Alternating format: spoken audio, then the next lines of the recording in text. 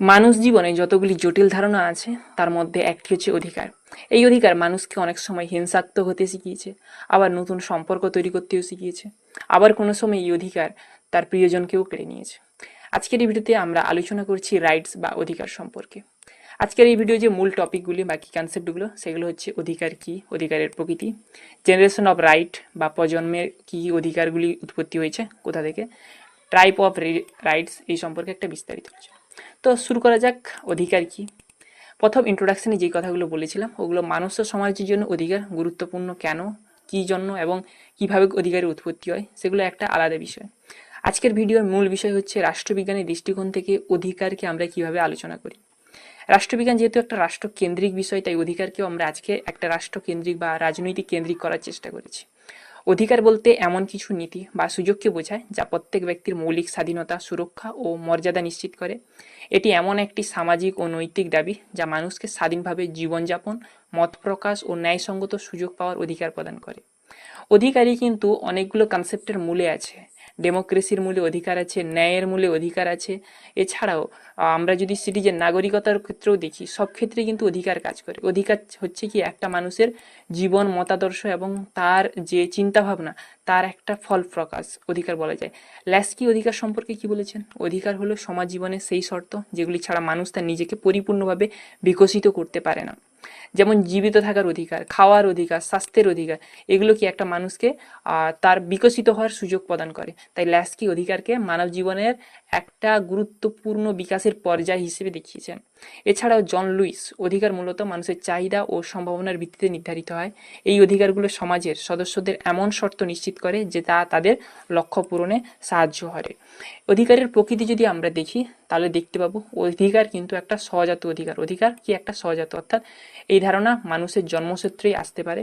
এই ধারণা অনেক সময় আমরা আইনি ও নৈতিক অধিকারের কথা বলি, কিন্তু অধিকারের যে প্রকৃত সোর্স অর্থাৎ প্রকৃত উৎস সেটা কিন্তু মানুষের জন্মসূত্রেই হয়ে যায়। সেখানে কিন্তু অধিকার আমরা দেখতে পাই, এক ধরনের অধিকার দেখতে পাই। নেক্সট, দায়িত্বের সঙ্গে অধিকারের কি সম্পর্ক? অধিকারের সঙ্গে সংশ্লিষ্ট দায়িত্ব ও কর্তব্য কিন্তু আসে। শুধু অধিকার ফলালে হবে না, তার সঙ্গে রেসপন্সিবিলিটিও নিতে হবে। যদি আমরা অধিকারকে শ্রেণীবিভাগ করি তাহলে আমরা অনেক কিছু অধিকার দেখবো, যেমন নাগরিক অধিকার, রাজনৈতিক অধিকার, অর্থনৈতিক অধিকার, সামাজিক সাংস্কৃতিক অধিকার প্রভৃতি শ্রেণীবদ্ধ করা যায়। অধিকারগুলি সবসময় স্বতন্ত্র ও সমষ্টিগত দুইভাবেই হতে পারে। আইনগত অধিকার বলতে আমরা যেগুলি রাষ্ট্রকর্তৃক সাংবিধানিকভাবে বা আইনগতভাবেই কিন্তু স্বীকৃত সেগুলোকে আমরা আইনগত অধিকার বলি। আইন এবং অধিকার একে অপরের সঙ্গে কিন্তু অতপ্রত্যয়ভাবে জড়িত। অধিকার যদি নিজেকে না প্রতিষ্ঠা করতে পারে তাহলে কিন্তু আইনও প্রতিষ্ঠা হবে না, আর আইন যদি অধিকারগুলোকে সংরক্ষণ না করতে পারে তাহলে কিন্তু অধিকার পুরোপুরিভাবে ভেঙে পড়বে, অধিকারের স্ট্রাকচারটাই ভেঙে পড়বে। ইতিহাস ও সংস্কৃতির মধ্যে এর অধিকারগুলি ধারণা সবসময় আমরা পেয়ে এসেছি। পৃথিবীর বিশ্বের যতগুলো প্রাচীন যুদ্ধ হয়েছে সবগুলোই কিন্তু কোথাও না কোথাও সেই অধিকার, সেটা ভূমির অধিকার হতে পারে, রাষ্ট্রীয় সীমানার অধিকার হতে পারে, বা অধিকারকে কেন্দ্র করেই হয়েছে। ন্যায় বিচার ও সমতা, অধিকারের প্রতি শ্রদ্ধা সমাজের ন্যায় বিচার ও সমতার মৌলিক বিষয়, এগুলো আমি আগেই বললাম। Next topic, generation of right বা অধিকারের প্রজন্ম। আমরা প্রধানত যতগুলো অধিকারকে জানি তা প্রধানত তিনটি ভাগে ভাগ করা হয়। একটা হচ্ছে ফার্স্ট জেনারেশন অফ রাইট বা প্রথম প্রজন্মের অধিকার, আর একটা হচ্ছে সেকেন্ড জেনারেশন অফ রাইট বা দ্বিতীয় প্রজন্মের অধিকার, এবং থার্ড জেনারেশন অফ রাইট তৃতীয় প্রজন্মের অধিকার। প্রথম প্রজন্মের অধিকার, সেই অধিকারগুলি সাধারণত কেন্দ্রীভূত ছিল নাগরিক ও পলিটিক্যাল অধিকারের ক্ষেত্রে, রাজনৈতিক অধিকারের ক্ষেত্রে। এর উৎপত্তি হয়েছিল 1800 থেকে 1900 শতকের মাঝামাঝি সময়। এই সময় যে অধিকারগুলির কথা আমরা শুনতাম তা হচ্ছে জীবন, স্বাধীনতা, সম্পত্তির অধিকার, এর সঙ্গে সঙ্গে ধর্মীয় স্বাধীনতার অধিকার এবং ন্যায় বিচারের অধিকারও ছিল। প্রথম প্রজন্মের অধিকারগুলি ব্যক্তিগত স্বাধীনতা ও সরকারের হস্তক্ষেপ থেকে সুরক্ষা প্রদান করে। এই যে প্রথম প্রজন্মের যে অধিকারগুলি ছিল বা ফার্স্ট জেনারেশন অফ রাইট এগুলো যেগুলো বলি, সেগুলো কিন্তু সবসময় ইউরোপীয় কান্ট্রি বা আমেরিকার ক্ষেত্রেই কিন্তু সীমাবদ্ধ ছিল। এবারে বলবে যে মানুষ এতগুলো যে ডিমান্ড করছিল তার জীবন, স্বাধীনতা, সম্পত্তি, এরা কিভাবে ডিমান্ড করতো? সে হয়তো কোনো সময় আন্দোলন করেছে, কোনো সময় সিভিল ওয়ারে জড়িয়েছে, গৃহযুদ্ধ করেছে, অথবা কোনো সময় সে সরকারের কাছে গিয়ে কিন্তু নিজের দাবিগুলো তুলে ধরেছে। সেকেন্ড জেনারেশন অফ রাইট আমরা দেখছি, দ্বিতীয় প্রজন্মে আমরা এসে দেখলাম যে ইকোনমিক, সোশ্যাল এবং কালচারাল আইনের কথা বলা হচ্ছে, অধিকারের কথা বলা হচ্ছে, অর্থনৈতিক, সামাজিক, সংস্কৃতি অধিকারের কথা বলা হচ্ছে। এর উৎপত্তি হয় প্রধানত 19 থেকে 20 শতকের মাঝামাঝি সময়ে, বিশেষত যখন শিল্পায়ন ও সামাজিক অর্থনৈতিক অসম্মতা দেখা দেয়, যখন শিল্পায়ন হয়ে যায় ইউরোপে, তারপরে যে সামাজিক এবং অর্থনৈতিক অসাম্যতা দেখা দেয়, সেক্ষেত্রে সমতা নিয়ে আসার জন্য কিন্তু আমরা সেকেন্ড জেনারেশন অফ রাইট বা যে রাইটের অধিকারের যে ইভলিউশন হয়েছে, সেক্ষেত্রে কিন্তু আমরা দ্বিতীয় অধ্যায়ের এখানে শুরু দেখতে পাই। এখানে আমরা আরেকটা জিনিস দেখব, এর মধ্যে অন্তর্ভুক্ত রয়েছে কি কি না, সেকেন্ড জেনারেশন অফ রাইটের মধ্যে রয়েছে কাজের অধিকার, শিক্ষার অধিকার, স্বাস্থ্যের অধিকার, সামাজিক নিরাপত্তার অধিকার, স্বাস্থ্য ও সুস্বাস্থ্য, পর্যাপ্ত জীবনযাপনের মান অধিকার প্রভৃতি। দ্বিতীয় প্রজন্মের অধিকারগুলি সামাজিক অর্থনৈতিক সমতা নিশ্চিতকরণ এবং মৌলিক চাহিদা পূরণের উপর গুরুত্ব আরোপ করে। এটা কিন্তু বড় কথা। নেক্সট হচ্ছে third generation of right. Third generation of right তারা কিন্তু সলিডারিটি রাইটের কথা বলে, সৌন্দর্য অধিকারের কথা বলে। এটি প্রধানত এটা হচ্ছে মডার্ন কি বলা যায়, মডার্ন অধিকারগুলির মধ্যে, অর্থাৎ মডার্ন জেনারেশন অফ অধিকারগুলি। এটা হচ্ছে 20 শতক দ্বিতীয়ার্ধে থেকে 21 শতকের শুরুতেই কিন্তু এটা উৎপত্তি হয়েছিল। সাধারণত বিশ্বায়ন, পরিবেশগত চ্যালেঞ্জ এবং প্রযুক্তিগত অগ্রগতির প্রতিক্রিয়া হিসেবে উৎপত্তি হয়। এর মধ্যে রয়েছে শান্তির অধিকার, সুস্থ পরিবেশে বাঁচার অধিকার, আত্মনিয়ন্ত্রণের অধিকার, উন্নয়নের অধিকার এবং সংস্কৃতির ঐতিহ্যে অংশগ্রহণের অধিকার। তৃতীয় প্রজন্মের অধিকারগুলি সমষ্টিগত কল্যাণ, বৈষয়িক সহযোগিতা ও ব্যক্তিগত এবং জাতীয় সীমানার বাইরে বৃহত্তর সামাজিক চ্যালেঞ্জকে মোকাবিলার ক্ষেত্রে কিন্তু উৎপত্তি হয়।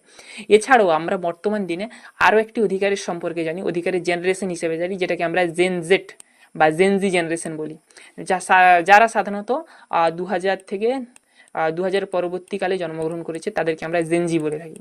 তো এটাও এক প্রকার বলতে গেলে জেনারেশন অফ রাইটসের মধ্যে আসে। নেক্সট গুরুত্বপূর্ণ টপিক হচ্ছে টাইপস অফ রাইট বা রাইটের ধরনগুলি কী কী, অধিকারের ধরনগুলি কী কী। প্রথম যে ধরন রাইটের তাকে বলা হয় প্রাকৃতিক অধিকার বা ন্যাচারাল রাইট। প্রাকৃতিক অধিকার বলতে সেই সব অধিকারগুলিকে বোঝায় যেগুলি মানুষ তার জন্মসূত্রে পায় অথবা মানুষ তার সমাজের কিছু নিয়ম কানুন মেনে চলতে বাধ্য থাকে, তাকে আমরা প্রাকৃতিক অধিকার বলি। যেমন জীবনের অধিকার, এটা সে জন্মসূত্রে পেয়েছে। কথা বলার অধিকার, এগুলো সে জন্মসূত্রে পায়নি, কিন্তু সে সামাজিক আইন ও নিয়ম কানুনের ভিতরে পেয়েছে। এছাড়াও মানুষ শ্বাস নেওয়ার অধিকার, নিঃশ্বাস নেওয়ার অধিকার, মানুষ তার নিজের কাজ করার অধিকার, এগুলো কি, এগুলো হচ্ছে তার প্রাকৃতিক অধিকার। প্রাকৃতিক অধিকারের মূল বিষয়, মূল ভিত্তি কি হচ্ছে না, এগুলো জন্মগত অধিকার এবং স্বাধীন এবং মর্যাদা, মানুষের স্বাধীনতা ও মর্যাদা সুরক্ষা করার প্রাকৃতিক অধিকারগুলি অপরিহার্য। প্রাকৃতিক অধিকারের গুরুত্বপূর্ণ যেসব তিনটি কথা বলা হয়, সেটা হচ্ছে জীবন, সম্পত্তি এবং স্বাধীনতা। এই তত্ত্বগুলো আমরা কিন্তু সামাজিক চুক্তি মতবাদী তিনজন গুরুত্বপূর্ণ প্রবক্তার কাছে পেয়েছিলাম, টমাস হব, জন লক এবং রুসো। তারাই কিন্তু প্রাকৃতিক অধিকারকে বা জেনারেল উইল যেগুলো বলা হয় বা নেচার রাইটস যাই বলুন না কেন, সেগুলোকে সাপোর্ট করতেন। এর কিছু সমালোচনাও আছে, কিছু সমালোচনাগুলির মধ্যে একটা হচ্ছে এগুলো বাস্তবসম্মত নয়, এগুলো প্রাকৃতিক অধিকারগুলি বিমূর্ত এবং বাস্তব জীবনে প্রয়োগ করা অনেক সময় কঠিন হয়ে পড়ে। রাজনৈতিক প্রভাব যদি দেখা যায়, রাজনৈতিক স্বার্থের কারণে প্রাকৃতিক অধিকারগুলি অনেক সময় অবহেলিত হতে পারে। কারোর জীবনের অধিকার, কারোর সম্পত্তির অধিকার বা কারোর স্বাধীনতার অধিকার রাজনৈতিক কারণের জন্য হয়তো ক্ষুণ্ণ হতেই পারে।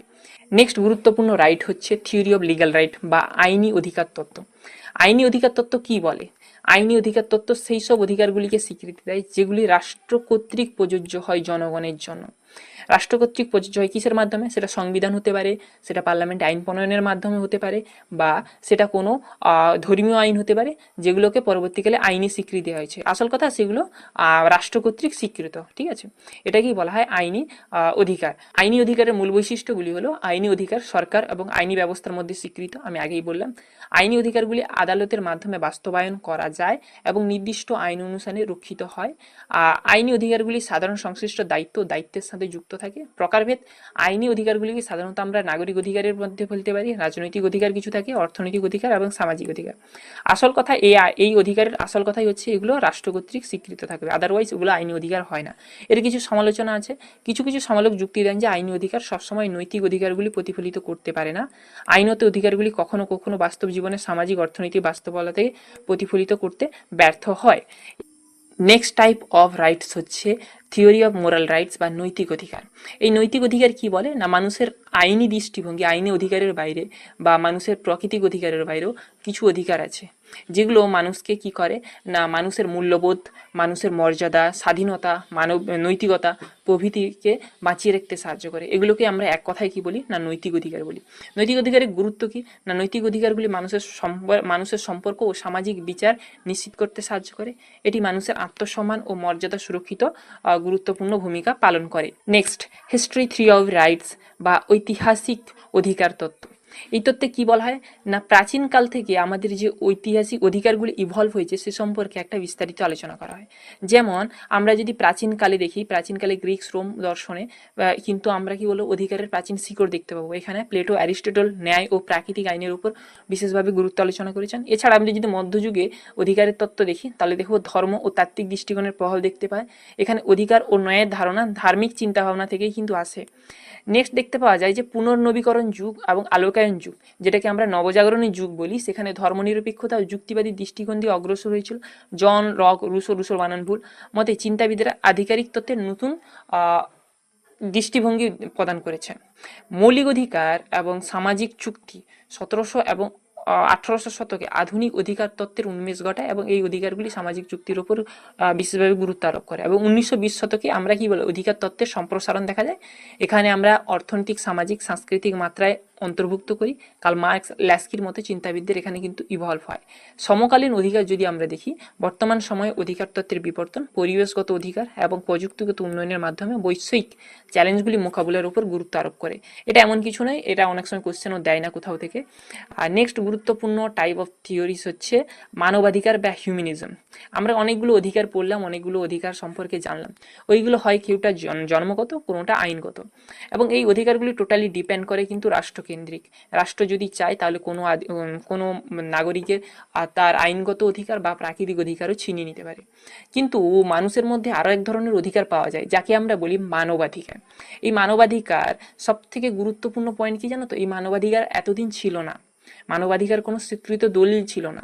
1948 সালে কিন্তু 10ই ডিসেম্বর ইউএনও বা রাষ্ট্রপুঞ্জ কর্তৃক কিন্তু এটা ঘোষিত হয়। তারপরে কিন্তু এই মানবাধিকার একটা অধিকার হিসেবে স্বীকৃতি পায়। এই অধিকার কি বলে, সকল মানুষের জন্মগত অধিকার এবং স্বাধীনতা পুরোপুরি স্বীকৃতি দিতে হবে। মর্যাদা ও সমতা, সর্বজনীনতা মানবাধিকারের একটি গুরুত্বপূর্ণ বৈশিষ্ট্য। মানবাধিকারগুলি একটি মৌলিক নীতির উপর ভিত্তি করে প্রতিষ্ঠিত। মানবাধিকার সুরক্ষার জন্য বিভিন্ন আইনি কাঠামো, আন্তর্জাতিক চুক্তি বিদ্যমান, যেমন ইউএনও মানবাধিকার কমিশন আছে। ঠিক আছে, এছাড়াও প্রত্যেকটা রাষ্ট্রে একটি করে মানবাধিকার কমিশন থাকে। উদাহরণ হিসেবে যদি আমরা মানবাধিকার দেখি তাহলে জীবনের অধিকার, প্রত্যেকের জন্য জীবন বাঁচার অধিকার, স্বাধীনতার অধিকার, নিজেদের পছন্দের ভিত্তিতে বাঁচার অধিকার, শিক্ষার অধিকার, শিক্ষা গ্রহণের অধিকার, স্বাস্থ্যসেবার অধিকার বা প্রয়োজনীয় স্বাস্থ্যসেবা পাওয়ার অধিকার, বৈষম্য থেকে মুক্তির অধিকার, এসবই কিন্তু হচ্ছে একটি কি মানবাধিকারের দৃষ্টিভঙ্গি। মানবাধিকার বাস্তবায়নের জন্য আইনগত প্রক্রিয়া ও সমাজসেবামূলক প্রচার অভিযানের মাধ্যমে কিন্তু সুরক্ষিত হয়। মানবাধিকারের বিভিন্ন সাংস্কৃতিক ও রাজনৈতিক প্রেক্ষাপটের বিভিন্নভাবে ব্যাখ্যা ও প্রয়োগ হতে পারে। মানবাধিকার বিশ্বজুড়ে ন্যায়, সমতা ও মানব মর্যাদা বৃদ্ধিতে গুরুত্বপূর্ণ ভূমিকা পালন করে। নেক্সট, নারীবাদীরা কিভাবে অধিকারকে দেখেছেন না, নারীবাদী আন্দোলনের মূলত লিঙ্গভিত্তিক বৈষম্য ও অবিচারের বিরুদ্ধে। এটি নারীদের সম্মান, অধিকার ও সুযোগের জন্য সংগ্রাম করে। নারীদের শিক্ষার অধিকার ও অর্থনৈতিক স্বাধীনতার জন্য সক্রিয়ভাবে কাজ করে। নারীদের কর্মস্থল এবং অর্থনীতির ক্ষেত্রে সমান সুযোগের দাবি করে কিন্তু নারীবাদী অধিকার। এবং নারীদের শারীরিক ও মানসিক স্বাস্থ্যের সুরক্ষা নিশ্চিত করা অত্যন্ত গুরুত্বপূর্ণ। নারীদের প্রজনন স্বাস্থ্য, প্রসব এবং মানসিক স্বাস্থ্য সম্পর্কিত অধিকারগুলো গুরুত্ব সহকারে দেখা হয় এই কিন্তু নারীবাদী দৃষ্টিকোণে। নারীরা সহিংসতা, নির্যাতন ও শোষণের শিকার হন। নারীবাদী দৃষ্টিকোণ থেকে নারীবাদীদের নিরাপত্তা ও সুরক্ষার জন্য যথাযথ আইন ও নীতিমালার দাবি করা হয়েছে। নারীদের রাজনৈতিক, সামাজিক ক্ষেত্রে অংশগ্রহণের অধিকারকেও কিন্তু গুরুত্ব দিয়ে দেখা হয় এই দৃষ্টিভঙ্গিতে। নারীদের নেতৃত্বে ভূমিকার অধিকার নিশ্চিত করার লক্ষ্যে কাজ করা দরকার। নারীবাদী আন্দোলন বিভিন্ন জাতীয় ও সংস্কৃতি পরিচয়ে নারীদের অধিকারকে অন্তর্ভুক্ত করে। এটি একটি নারী অধিকার ও মর্যাদা স্বীকৃতির জন্য তারা কিন্তু সবসময় সংগ্রাম করে থাকেন। এছাড়াও আমরা এই দৃষ্টিভঙ্গিতে আরও দেখতে পাই যে নারীবাদী দৃষ্টিভঙ্গি থেকে অধিকারগুলি লিঙ্গের পাশাপাশি শ্রেণী, জাতি ও অন্যান্য সামাজিক পরিচয়ের সঙ্গে সম্পর্কিত। এটি বুঝতে সাহায্য করে যে নারীর অধিকারগুলি শুধু লিঙ্গের ভিত্তিতে নয় বরং সামাজিক অর্থনৈতিক ব্যবস্থাপনার ভিত্তিতে প্রভাবিত হয়। নারীবাদী আন্দোলন সমাজের কাঠামো পরিবর্তন করে এবং নারীদের জন্য ন্যায় ও সমতা প্রতিষ্ঠার লক্ষ্যে কাজ করে। এটি চ্যালেঞ্জের জন্য পুরাতন সামাজিক ও সাংস্কৃতিক ধারণাগুলিকে তুলে ধরার চেষ্টা করে। নেক্সট গুরুত্বপূর্ণ দৃষ্টিভঙ্গি হচ্ছে মার্ক্সবাদী দৃষ্টিভঙ্গি। মার্ক্সবাদী দৃষ্টিভঙ্গি থেকে আমরা অধিকারকে কিভাবে দেখতে পারি না, মার্ক্সবাদী তত্ত্ব ও সমাজতন্ত্রের ভিত্তি হিসেবে দেখেছেন। মার্ক্সবাদী দৃষ্টিকোণ থেকে অধিকারগুলি সমাজতান্ত্রিক তত্ত্বের অংশ ও সামাজিক ও অর্থনৈতিক সম্পর্কের ফল হিসেবে তুলে ধরেন। অধিকারগুলি শ্রেণী সংগ্রাম, পুঁজিবাদী ও শ্রমিক শ্রেণীর মধ্যে দ্বন্দ্বের ফলন হিসেবে চিহ্নিত করা হয়।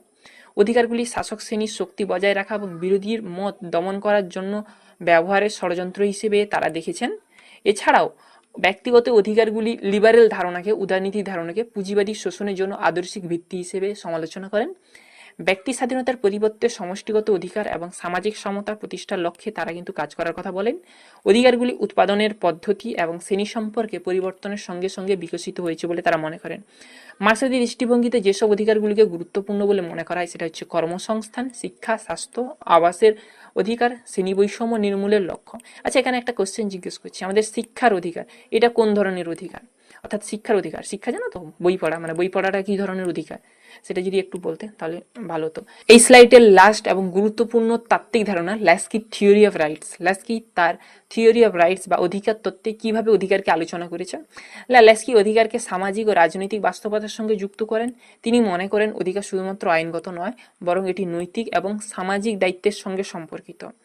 তিনি অধিকারকে 3 ভাগে ভাগ করেছেন। একটি হচ্ছে প্রাকৃতিক অধিকার, এখানে তিনি জন্মগত অধিকার যা প্রতিটি মানুষের কাছে আছে এভাবে আলোচনা করেছেন। আরেকটা হচ্ছে আইনগত অধিকার, রাষ্ট্রের দ্বারা প্রদত্ত অধিকার যা আইনের দ্বারা নিয়ন্ত্রিত।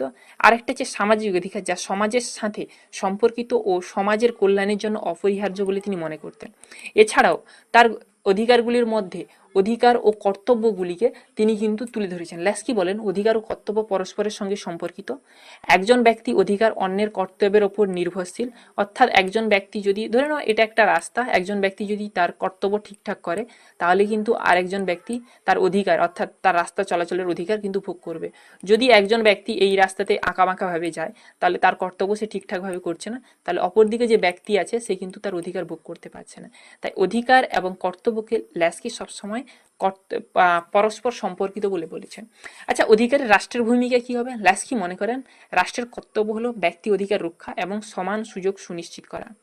এখানে বৈশ্বিক প্রেক্ষাপট বা গ্লোবালাইজেশনের ক্ষেত্রে ল্যাস্কির তত্ত্ব আধুনিক রাষ্ট্রের ধারণার সঙ্গে সম্পর্কিত, যেখানে অধিকার ও স্বাধীনতা গুরুত্বপূর্ণ ভূমিকা পালন করে। আজকের এই ভিডিওতে আমরা এতটাই আলোচনা করলাম। যদি ভিডিওটি ভালো লাগে তাহলে অবশ্যই আমাদের কমেন্ট করো, যদি কোনো সমস্যা থাকে তাহলে কমেন্ট করতে পারো। ভিডিওতে স্লাইড কোথাও অ্যাভেলেবেল নেই, তোমরা চাইলে স্ক্রিনশট নিয়ে রাখতে পারো।